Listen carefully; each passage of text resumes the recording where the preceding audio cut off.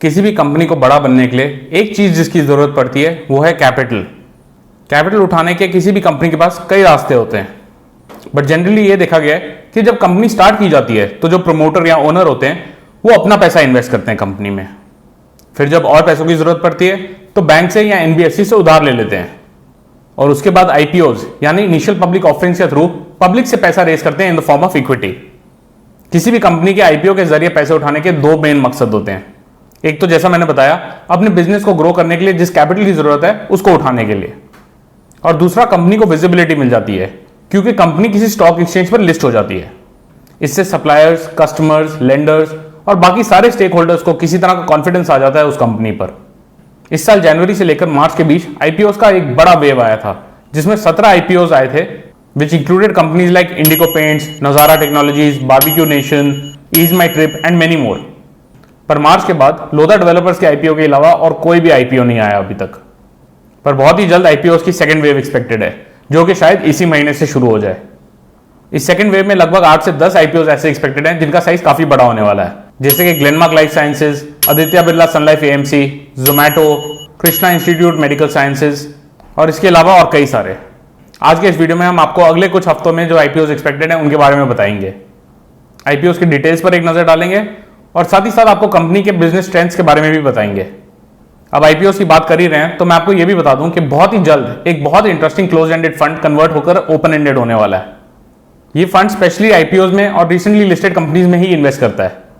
ये फंड है ईडलवाइज का रिसेंटली लिस्टेड आईपीओ फंड।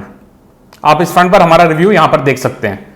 अगर आप इस फंड के बारे में और जानकारी जानना चाहते हैं या फिर ये जानना चाहते हैं कि कब और कैसे अप्लाई कर सकते हैं आप इस फंड में, तो नीचे हमने एक लिंक दिया है, उसको फिलअप करें and we will surely get back to you. अगर आप ईडलवाइज के इस फंड में या किसी भी और म्यूचुअल फंड में अपने इन्वेस्टमेंट करना चाहते हो तो अभी हमारा ऐप जेड फंड्स डाउनलोड करें।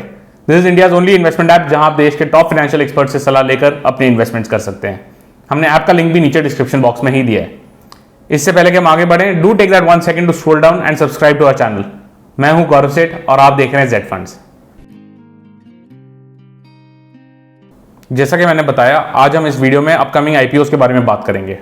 तो चलिए ये देखते हैं कि इस महीने में कौन से आईपीओ एक्सपेक्टेड है और उनके बारे में चर्चा करते हैं। आज हम बात कर रहे हैं जोमैटो के बारे में, Glenmark life Sciences, Aditya Birla Sun Life AMC, Shyam Metalics और आरोहन फाइनेंशियल सर्विसेज के बारे में। चलिए सबसे पहले जोमैटो के आईपीओ के बारे में बात करते हैं। जोमैटो का निर्माण 2010 में DC Foodiebay online services private limited के नाम से हुआ था, पर बाद में इसका नाम चेंज करके जोमैटो कर दिया गया।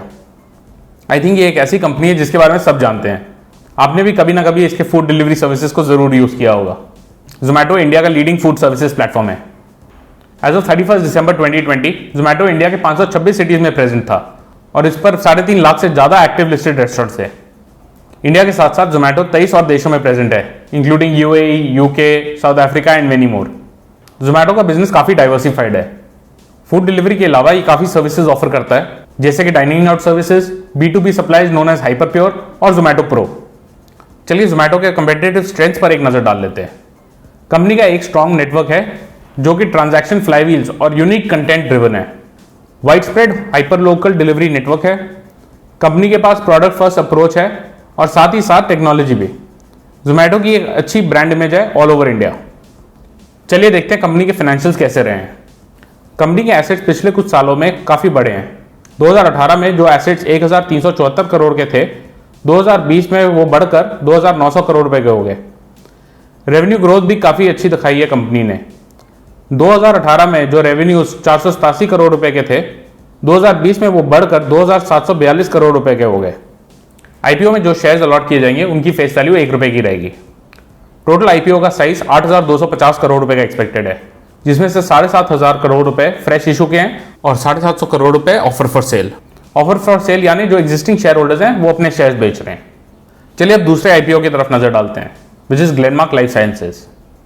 ग्लेनमार्क लाइफ साइंसेज का निर्माण 2011 में हुआ था जॉर्ग लेबोरेटरीज प्राइवेट लिमिटेड के नाम से, पर 2018 में कंपनी को ग्लेनमार्क फार्मा ने एक्वायर कर लिया और इसका नाम चेंज कर दिया गया to Glenmark life sciences.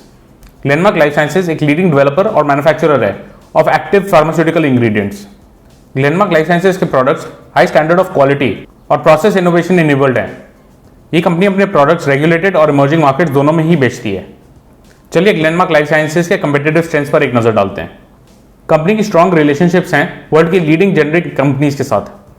Company की मैन्युफैक्चरिंग और R&D इंफ्रास्ट्रक्चर बहुत ही क्वालिटी फोकस्ड है। अपने ऑपरेशंस की सस्टेनेबिलिटी पर एक स्ट्रॉन्ग फोकस रखती है company. Glenmark life sciences products में कॉस्ट लीडरशिप मेंटेन करता है केयरफुल मॉनिटरिंग के जरिए। आइए एक बार देखते हैं कंपनी के फाइनेंशियल्स कैसे रहे हैं। कंपनी के प्रॉफिट और टैक्स रेवेन्यूज हर साल बढ़े ही हैं। 2018 में 1202 करोड़ रुपीस के रेवेन्यूज पर 229 करोड़ का प्रॉफिट था, जो कि 2020 में बढ़कर 1549 करोड़ का रेवेन्यू पर 313 करोड़ का प्रॉफिट हो गया। एसेट्स की बात करें तो कंपनी के पास टोटल एसेट्स 1956 करोड़ के थे एज ऑफ 31 दिसंबर 2020। आईपीओ में जो शेयर्स इशू किए जाएंगे उनकी फेस वैल्यू 2 रुपए की है। टोटल फ्रेश इशू आईपीओ में 1160 करोड़ रुपए का एक्सपेक्टेड है। अब जो अगला आईपीओ जिसके बारे में हम बात करने वाले हैं वो है Aditya Birla Sun Life AMC. इस कंपनी का इनकॉर्पोरेशन 1994 में हुआ था as Birla Capital International AMC Limited, लेकिन 2017 में कंपनी का नाम चेंज करके Aditya Birla Sun Life AMC रख दिया गया। 30 सितंबर 2011 से Aditya Birla Sun Life AMC India का 4th लार्जेस्ट एएमसी है in terms of assets under management. अपने इंसेप्शन के समय से ही कंपनी ने ज्योग्राफिकली काफी डाइवर्सिफाई किया अपने प्रेजेंस को पूरे देश भर में। इसकी प्रेजेंस अब 284 लोकेशंस में है across 27 states and 6 union territories. As of 31 दिसंबर 2020 टोटल एसेट्स अंडर मैनेजमेंट इस एएमसी में 2,73,000 करोड़ के आसपास थे और ये कंपनी टोटल 135 स्कीम्स चला रही थी। चलिए कंपनी के कंपेटिटिव स्ट्रेंथ्स को देखते हैं। Aditya Birla Sun Life AMC एक बहुत ही वेल रिकॉग्नाइज्ड और ट्रस्टेड ब्रांड है। इसके इंडिविजुअल इन्वेस्टर कस्टमर बेस ने एक रैपिड ग्रोथ दिखाई है। इनका एक डाइवर्सिफाइड प्रोडक्ट पोर्टफोलियो है जो कि एक research driven investment approach use करता है। Aditya Birla Sun life award winning franchise है और इसकी मैनेजमेंट और इन्वेस्टमेंट टीम बहुत ही एक्सपीरियंस्ड और स्टेबल है। आइए देखते हैं कंपनी के फाइनेंशियल्स कैसे रहे हैं। कंपनी के रेवेन्यूज और प्रॉफिट आफ्टर टैक्स ने ज़्यादा ग्रोथ तो नहीं दिखाई है पिछले कुछ सालों में, पर इसके टोटल एसेट्स काफ़ी बड़े हैं।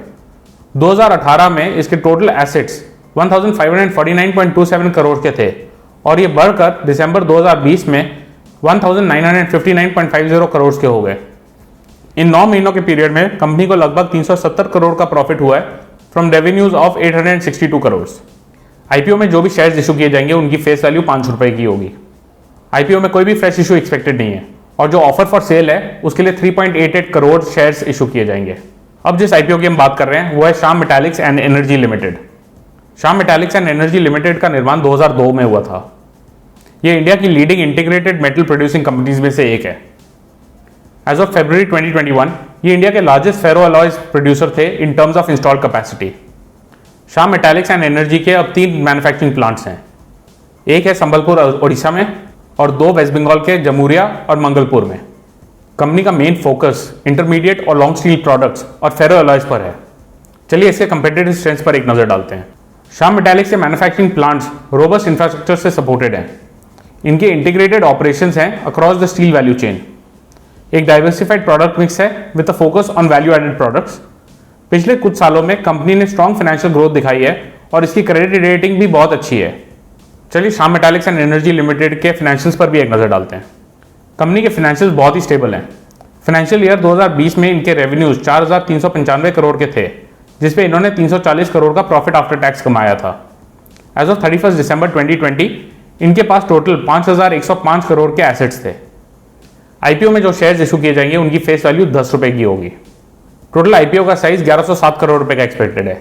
इसमें से 657 करोड़ फ्रेश इशू के एक्सपेक्टेड है और 450 करोड़ ऑफर फॉर सेल के थ्रू। ये हमको ले आता है अपने आखिरी कंपनी की तरफ, जो है Arohan Financial Services. Arohan Financial Services का इनकॉर्पोरेशन 1991 में हुआ था।